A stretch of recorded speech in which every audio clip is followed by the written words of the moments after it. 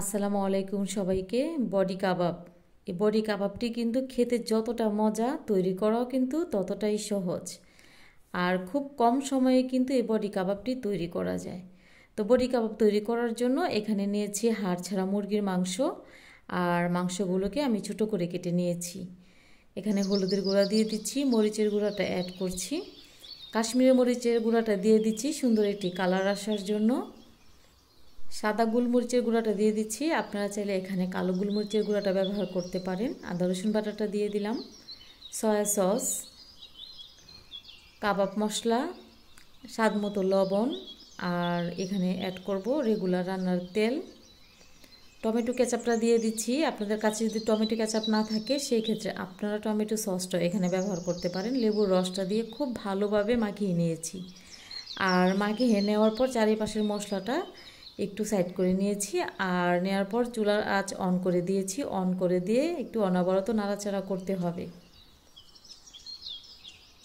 মাংসের মধ্যে যেহেতু অল্প একটু তেল ব্যবহার করেছি, তাই মাংসগুলো লেগে যেতে পারে প্যানে, তাই একটু পরপর নাড়াচাড়া করে নিতে হবে। আর চুলার আঁচ কিন্তু আমি মিডিয়াম লোতে রেখেছি।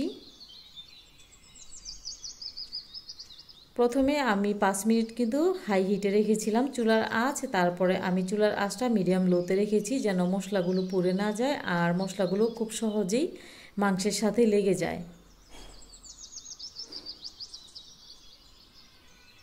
নাড়াচাড়া করতে হবে, তা না হলে কিন্তু মশলাটা প্যানে লেগে যেতে পারে।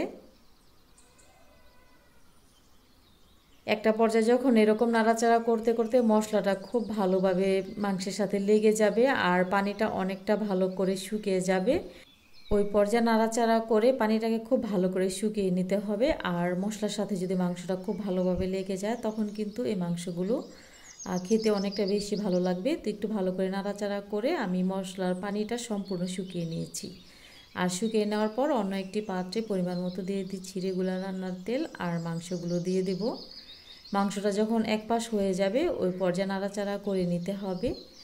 রেসিপি ভালো লাগলে শেয়ার করার অনুরোধ রইল। তো এভাবে করে আমার কাবাবটা কিন্তু তৈরি হয়ে গেছে। তো এই পর্যায়ে আমি মাংসগুলো অ্যাকসেপ্ট করে নিচ্ছি। আর অ্যাকসেপ্ট করে নেওয়ার পর এখানে আমি আগে থেকে একটি কয়লা গরম করে নিয়েছি আর কয়লাটা এখানে দিয়ে দেব। কয়লাটা দিয়ে দেওয়ার পর এখানে তেল বা ঘি অ্যাড করতে পারেন। অল্প একটু তেল দিয়েছি আর তেলটা দিয়ে দেওয়ার পর ঢাকনা দিয়ে ঢেকে দেবো। ঢাকনা দিয়ে ঢেকে 5 মিনিটের জন্য রেস্টে রেখে দেবো। তো এর মাঝে কিন্তু আমি চুলার আঁচ কিন্তু অফ করে দিয়েছি। তো কাবাবটা রেডি হয়ে গেছে। তো এই কাবাব কিন্তু যে কোনো নান, রুটি বা বাটার নান দিয়ে খেতে কিন্তু অনেক বেশি ভালো লাগে। তো আমি আজকে বাটার নান তৈরি করেছিলাম এই কাবাবের জন্য। সবাই খুব ভালো থাকবেন, সুস্থ থাকবেন। আল্লাহ হাফেজ, আসসালামু আলাইকুম।